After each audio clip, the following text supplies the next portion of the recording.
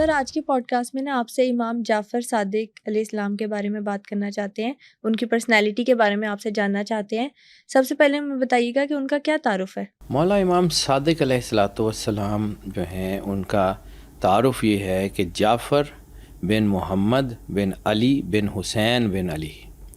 یعنی ان کا نام ہے جعفر الصادق۔ ان کو ان کی جو ہے وہ کنڈکٹ کی وجہ سے کہا جاتا ہے کہ کائنات میں جو کہا جاتا ہے کہ جیسے سرور انبیاء سرکار ختمی مرتبت بادشاہ کونین، ان کی جو تعریف تھی وہ صادق کے حوالے سے ہوتی تھی،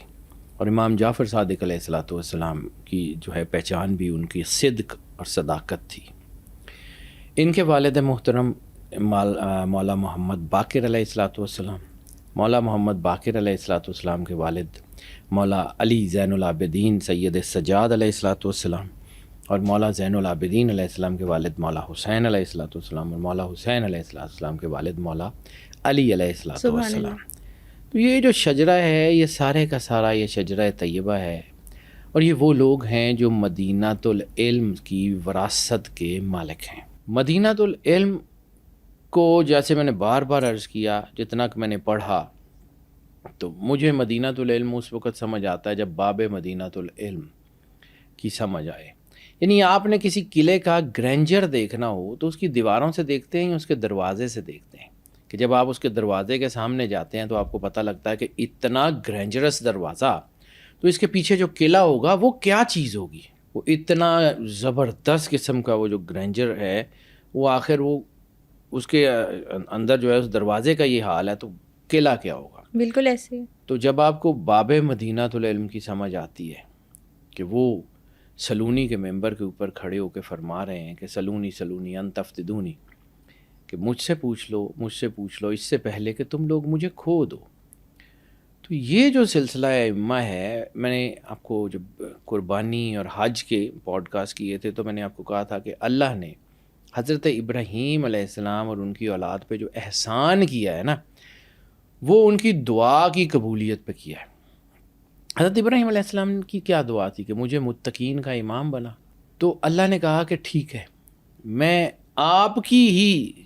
جو ہے وہ اطرت میں، آپ ہی کی آل میں امام المتقین اور ائمہ الہدا کو جو ہے وہ مستحکم کر دوں گا۔ یہ وہی جملے تھے، یعنی ظاہری امامت کا جو ہے وہ نظام شروع ہونے سے پہلے، اچھا، ظاہری امامت کا نظام تو مولا کائنات سے شروع ہوا ہے نا۔ نبوت نے جب جو ہے وہ مولا علی علیہ السلام کی ولایت کا اعلان کیا، بظاہر تو امامت کا آغاز اس دن ہوا نا، غدیر کے دن، جب سرور انبیاء سرکار ختمی مرتبت بادشاہ کونین نے مولا کائنات کا ہاتھ پکڑ کے اعلان فرمایا کہ من کنت مولا فہذا علی مولا، ولایت علی کا، تولا کا، ولا کا اعلان تو اس دن ہوا، لیکن بظاہر وہ اتمام حجت ہے۔ 18 ذی الحج خطبہ حجۃ الوداع کے بعد، یعنی جو ہے آپ نے جو بیان فرمایا ہے وہ جو ہے وہ اتمام حجت ہے۔ اعلان ولایت امام علی علیہ السلام ذی العشیرہ میں ہو گیا تھا۔ ذی العشیرہ میں جب رسالت مآب سرور انبیاء صلی اللہ علیہ وآلہ وسلم نے اپنے اقربا کو سرکار ابو طالب علیہ السلام کے گھر میں دعوت پہ بلایا، دعوت کا انتظام کس نے کیا؟ سرکار ابو طالب علیہ السلام نے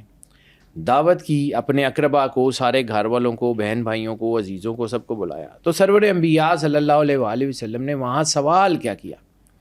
کہ مجھے اللہ نے ایک امانت دی ہے، تم میں سے کون ہے جو اس امانت کی بجا آوری میں میرا مددگار ہو؟ سرکار نے جو لفظ ہیں، جو جملے ہیں سیرت حشام میں، سیرت حلبیہ میں، جملے یہی ہیں۔ آپ نے وہاں پہ باقاعدہ یہ نہیں کہا کہ میں نبی ہوں میرا کلمہ پڑھو، آپ نے جو جملے فرمائے ہیں وہ فرمایا ہے کہ اللہ نے مجھے ایک امانت دی ہے۔ وہ امانت بیسیکلی نبوت ہی کی بات کر رہے تھے، سب کو بھی پتہ تھا، کیونکہ عرب اپنی فصاحت اور بلاغت میں بہت ان کو مان تھا، تو ان فصیح و بلیغ لوگوں کے اندر سرور انبیاء صلی اللہ علیہ وآلہ وسلم کا جو ظہور ہے وہ ان لوگوں کے لیے بھی اسٹونشنگ تھا کہ یہ اتنی بڑی پرسنالٹی، اتنے فصیح، اتنے یہ کیسے آ گئے۔ اپنے سرور انبیاء نے اپنا تعارف بھی خود یہی کروایا ہے، انا مدینۃ العلم والیون بابھا۔ یہاں پر جو ہے وہ جب ذیل عشیرہ کی دعوت کی، پہلے دن یہ لوگ آئے، کھانا کھایا اور چلے گئے، پھر دوسرے دن آئے، پھر کھانا کھایا چلے گئے، تیسرے دن جب کھانا کھا کے جانے لگے نا تو سرکار ابو طالب علیہ السلام دروازے کے آگے کھڑے ہو گئے، اپنا عصا لے کے کھڑے ہو گئے کہ ٹھہرو، پہلے محمد سرور انبیاء صلی اللہ علیہ وآلہ وسلم کی بات سنو، اس سے پہلے کہ تم لوگ پہلے آتے ہو، کھانا کھاتے ہو، چلے جاتے ہو، جب تک تم سرور انبیاء صلی اللہ علیہ وآلہ وسلم کی بات نہیں سنو گے تم جا نہیں سکتے۔ سرکار ابو طالب علیہ السلام کھڑے ہو گئے دروازے پہ، بیٹھ گئے، پھر سرور انبیاء نے خطبہ دیا، سرور انبیاء صلی اللہ علیہ وآلہ وسلم نے اپنی بات فرمائی اور کہا کہ مجھے اللہ نے ایک امانت دی ہے، تم میں سے کون ہے جو اس امانت کی بجا آوری میں میرا مددگار ثابت ہو؟ 3 مرتبہ مولا کائنات کھڑے ہوئے، 3 مرتبہ سرور انبیاء صلی اللہ علیہ وآلہ وسلم نے کہا کہ آپ تشریف رکھیے۔ وہ جملے تاریخ حلبیہ میں بھی ہیں، سیرت ہشام میں بھی ہیں، ندوی صاحب نے بھی اس کے اوپر لکھا ہوا ہے، بہت سارے لوگوں نے سیرت پہ کام کیا اور کمال کا کام کیا ہوا، اس میں یہ واقعہ موجود ہے۔ تو مولا علی علیہ السلام نے کہا کہ اگرچہ میں چھوٹا ہوں، میں کمزور ہوں، لیکن یا رسول اللہ میں ہر حال میں آپ کے ساتھ کھڑا رہوں گا۔ یہ جملے مولا کائنات کے ایز اٹ از موجود ہیں اس وقت جب مولا علی کا ظاہری سن 7 سال یا 8 سال ہے۔ اچھا، ٹھیک ہے، مطلب چھوٹی ایج ہے، زیادہ نہیں ہے، 7 سال یا 8 سال اعلان نبوت کے وقت مولا کی جو ہے وہ ظاہری سن ہے۔ تو اس وقت جو رسالت مآب نے جو جملے کہے ہیں، میں بار بار روک روک کے کیوں بات کر رہا ہوں کہ بعد میں یہ ہوتا ہے کہ جی یہ شیعوں والی روایت ہے، یہ سنیوں والی روایت ہے، بھائی یہ متفقہ روایت ہے جس کی بات کر رہا ہوں۔ 40,000 سے زیادہ مستند اسناد ہیں غدیر کی، من کنت مولا، اور تقریباً جو ہے وہ 22,000 کے قریب، 22,000 پلس مائنس مستند اسناد ہیں اس حدیث کی،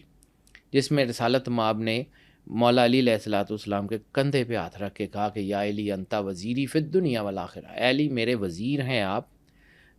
اب دنیا میں بھی اور آخرت میں بھی۔ اور وہیں کہا کہ جیسے موسیٰ کو اپنے بھائی ہارون سے نسبت تھی ویسے مجھے تم سے نسبت ہے۔ یہ ذل عشیرہ کے جملے ہیں، نبوت کے اعلان کی پہلی دعوت، صحیح، ٹھیک ہے۔ اسی جگہ کے اوپر اب یہ جو بہت سارے لوگ جو ہے کہتے ہیں کہ جی ابو طالب علیہ السلام کا کردار، جب ہم نے اس کے اوپر بات کی تھی تو ٹھیک ہے، ہر انسان کا اپنا ہے، میں کسی کے عقیدے کی بات نہیں کرتا، نہ میں یہ دعویٰ کرتا ہوں کہ میں کوئی مفتی ہوں یا عالم ہوں، لیکن مجھے جو چیز سمجھ آتی ہے، سرکار ابو طالب علیہ السلام کو ابو لہب نے ایک جملہ کہا تھا، ابو لہب بھائی ہے، ابو لہب نے ایک جملہ کہا تھا وہاں ابو طالب علیہ السلام کو، اور وہ طنزیہ جملہ آج بھی سیرت حلبیہ میں، سیرت ہشام میں بہت صحیح کر کے لکھا ہوا ہے، مٹا نہیں سکتا اس کو کوئی۔ انہوں نے کہا تو لو ابو طالب اب اپنے بھتیجے کے ساتھ ساتھ اپنے بیٹے کی بھی اطاعت کرو۔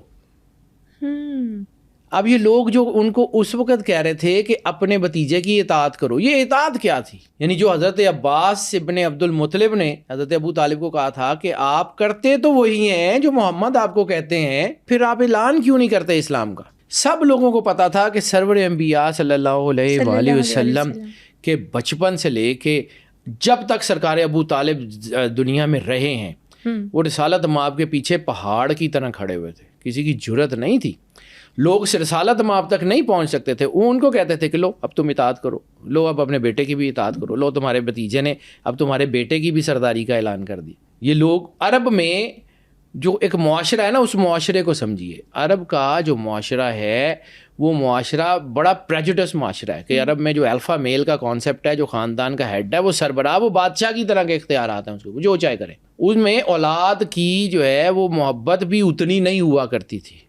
صحیح، یعنی وہ ایک حدیث ہے نا کہ رسالت مآب کے پاس ایک صحابی آئے تو انہوں نے کہا کہ یا رسول اللہ میں اپنے کبھی بچوں کو گلے ہی نہیں لگایا، اور اسی کے ضمن میں سرکار ختمی مرتبت کی ایک بڑی مستند مشکات شریف کی حدیث ہے کہ من لا یحب الناس لا یحب اللہ، کہ جو لوگوں سے محبت نہیں نہ کرتا وہ اللہ سے بھی نہیں کرتا۔ یہ اس ضمن میں تھی کہ صحابی نے کہا تھا کہ میں تو اپنے بچوں سے بھی میرا دل ہی نہیں کرتا ان سے محبت کرنے کو، میری طرف دیکھتے رہتے ہیں تو میں ان کو چوما نہیں کبھی۔ تو یہ حدیث یہ اسی طرح کی ہے۔ اب آ جاتے ہیں سرکار ابو طالب کو، یہ بات میں حضرت امام جعفر صادق کی کرنی تھی، لیکن بیچ میں یہ چونکہ آپ کو اس خاندان کی عظمت کی سمجھ آئے گی تو آپ کو سمجھ آئے گا کہ یہ کون لوگ ہیں، یہ کن کی اولاد ہیں، کن سرداروں کے بچے ہیں، کہاں سے آئے۔ پروفٹ صلی اللہ علیہ وآلہ سرکار وسلم ختمی مرتبت سرور انبیاء کے بارے میں اگر اللہ کہتا ہے کہ شجرۃ طیبہ، کہ یہ ان کا سارا شجرہ ہی پاک ہے، پاکیزہ ہے، یہ پاکیزہ نفوسوں کی اولاد ہیں، ان کے تو خاندان میں کوئی اور چیز ہو نہیں سکتی، سبحان اللہ، جن کے شجرے کی جو ہے وہ اللہ قسمیں کھاتا ہو، اور جس کے بارے میں سرکار ابو طالب علیہ السلام نے سرکار ختمی مرتبت بادشاہ کونین کے نکاح کے اوپر، جس وقت نبوت کا بھی اعلان ظاہر طور پر نہیں ہوا، تو یہ کہا ہو کہ الحمدللہ الذی، کہ جس نے ہمیں اسماعیل کی ذریت میں مستحکم کر دیا. اور ذریت میں مستحکم کرنے کا اعلان کس وقت ہو رہا ہے؟ غدیر میں. یعنی سرکار ختمی مرتبت بادشاہ کونین کے نکاح کے خطبے سے لے کے غدیر کے خطبے تک مضمون ایک چل رہا ہے، ایک مضمون چل رہا ہے اسی خاندان کی، اسی گھر کی عظمت کا. سرکار ختمی مرتبت بادشاہ کونین سرور انبیاء صلی اللہ علیہ وآلہ وسلم کی ذات مطہر کوئی عام سی ذات ہے. اب ساری زندگی مولا کائنات رسالت مآب کے ساتھ رہے ہیں، رسالت مآب کی ایک ایک چیز، ایک ایک حالت. میں وہی بات کرتا ہوں کہ جب ہم بات کرتے ہیں کہ مولا امیر کائنات کا کنڈکٹ، تو جب رسالت مآب نے مواخات مدینہ کے موقع پہ مولا علی کو گلے لگا کے یہ کہا کہ یا علی انت اخی فی الدنیا والآخرہ، کہ علی تو میرے بھائی ہو دنیا میں بھی اور آخرت میں بھی. تو وہاں پہ مولا کائنات کا کنڈکٹ کیا ہے؟ یعنی آج ہم یہ کہتے ہیں کہ مولا عباس نے کبھی مولا حسین کو بھائی نہیں کہا، تو سرکار مولا کائنات نے بھی سرور انبیاء صلی اللہ علیہ وآلہ وسلم کو کبھی بھائی کہہ کے مخاطب نہیں کیا. کبھی یہ نہیں کہا کہ آپ میرے بھائی ہیں، نا، سرور انبیاء نے خود کہا کہ علی آپ میرے بھائی ہیں دنیا میں بھی اور آخرت میں بھی. اور مولا کے جو ہیں ان کا کنڈکٹ یہ ہے کہ ہاتھ باندھے ہوئے، آنکھوں سے آنسو ہیں،